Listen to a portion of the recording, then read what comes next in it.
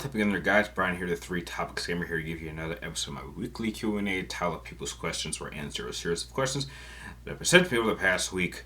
This episode's relatively simple. I had a good balance of questions I was able to answer in the comment section, as well as a few of them that kind of answered themselves, and I got like 4 questions here for the main video episode for today. So like always, if you do happen to enjoy this little video, make sure you like, share, and subscribe to keep track of me and all my future videos so you can help me grow the channel. So starting off with the first question coming from GOG. You want to know, what's your favorite funny moment from the Ratchet and Clank game? I'm assuming games. I guess in the very first one, I guess when Chairman Jerk is making his little broadcast, some of those are relatively funny. They stick out to me the most, and I have the most fond memories are. So I guess Chairman Drek from the very first Ratchet and Clank games. I think he has some of the funnier parts. Next question comes from the Batman of Neil Gotham. You want to know, in your opinion, what is the most annoying and aggravating thing that irks me about video games and why? I think it irks me when I keep doing the same type of quest and you don't give me, like, I think prizes that I think is worth my time. Like, for example, if I'm playing, say, something like Horizon Forbidden West, it just kind of gets a little bit annoying when all of these side quests kind of play out the exact same way. Now, if you give me something that's, like a good reward by the end, heck, I'm happy about it. But most of the time for games like that, they kind of have you do the same type of quests over and over and over again, and they give you like the same sort of reward, like maybe some experience and like nothing else. I think that just is a big waste of time. And I think for games that are that big, that's enough. You have to give me a reason to want to do side quests. I mean, at least with Horizon Forbidden West, the side quests actually, to some extent, actually played a role in the main story. There were elements of those side missions that were actually mentioned or brought up in the main missions. So that was something I appreciate. But not all games that have like open world aspects like that play out that way. I would just say Horizon Forbidden West was one of the better games that handled side quests a little bit better. But most games that I play that have that sort of direction don't typically do that, and that does kind of annoy me from time to time.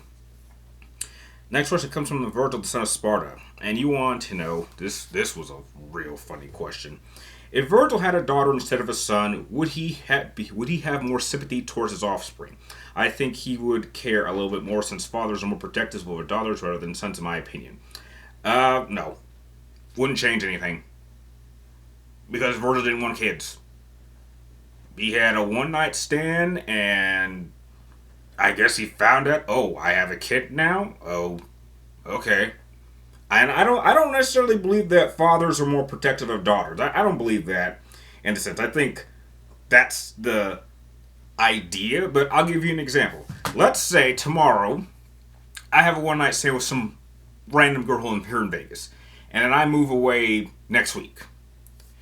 And this girl can't get in contact with me, can't find me. Let's say she gets pregnant and I don't know anything about this. And we jump 35 years. Okay, so at that point I'm 65. And somehow, through the elements of fate or destiny, I find out, oh, guess what? You have a daughter who's 30 years old. Would I care? No. No, not really. Didn't want kids, and okay, I had a one-night stand. That kind of thing does happen, but heck, I played no part in their development and their raising, so they're complete strangers to me. I'm a stranger to this person, so whether it was whether I had a son or daughter, I really wouldn't care, because it wasn't something I was interested in. It's just something that kind of happened. And there are a lot of people, a lot of kids grow up that way, where they're born, but the father or mother didn't plan to have kids. It just sort of happened. And some parents, step up to the plate and raise the kid. And if they didn't even know the kid existed, I don't think they're obligated to have to be forced to make a connection. I mean, obviously they grew up just fine without me, so I personally have no interest. So no, I do not think that Virgil would have felt any different had he had a daughter, because he just wasn't interested in it. He wasn't interested at all. I'm surprised that he had a kid before Dante, because at least Dante seems like the kind of person who would have been interested, might have entertained that idea. So no, I really don't think it would change Virgil's perspective. He'll be like, okay, I have an offspring, so I got bigger things to worry about. And the last question of the episode comes from Aaron Whittaker, and you want to know, how do I feel about the Ukraine versus Russia? Do you think assassinating the president of Russia would end the war? Oh, that's a critical question. I personally do not think that assassinating him from the outside would be a good idea. At this point, I believe that the president of Russia, if this keeps going, I think there's going to be a regime change, or he's going to be overthrown, because it's clear that he's been running his country like a dictator, and as history has shown, dictators do not last very long when they are personally responsible for the problems that are happening to their country and their people. I mean, go back and just look at history. When have dictators ever lasted when things go badly? Because this is clearly the president of Russia's fault. I mean, let's just go back in time. I mean, Mussolini. Once the Allies overtook Italy, and once the people got their hands on him, he was immediately killed. Hitler, even at the peak of his power, when things were starting to go horribly wrong, there were tons of people who wanted to assassinate him, and many of them actually did try and ultimately ended up failing. So dictators in that position don't last very well. And they can try to change the narrative as much as they want, but you tell that to all the parents that have to ask, why did you send my son to die for a conflict that never had to happen? And when that number keeps building up and up and up, a lot of people are not going to be happy, and they're going to want some answers.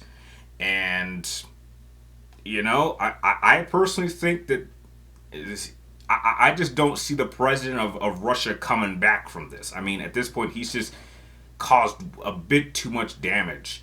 And I think the only thing that'll fix this is a regime change. But heck, that's just my opinion. I mean, I'm sure there's a lot about this whole conflict that I don't understand. I'm getting my information from very narrow sources, so maybe I don't have the big picture. But no, I certainly do not believe an assassination attempt or even an assassination plot from the outside would make the situation any better.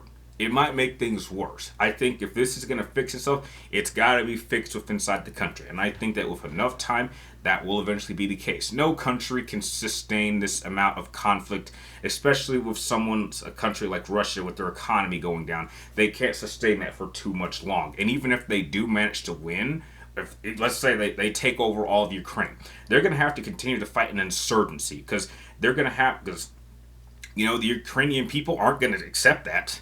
They're going to continue to fight, and they're probably going to kill whoever Russia tries to put in power there, because heck, they don't want it. It's their country. Why should we give that up?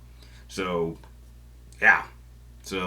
It's just, no, I do not think an assassination would be a good idea right now. I think it'll fix itself from within inside its own country in the near future. Maybe give it like another month or so. Things are just progressively getting worse over there. And that'll about do it for this episode. Hope you guys enjoyed it. And remember, if you guys have any more questions you'd like me to answer in next week's episode, be sure to type them in the comments down below. But make sure you get that in me roughly before next Wednesday, before noon, before I start filming the next episode. And like always, thank you guys for watching. You're awesome. And I will see you next time.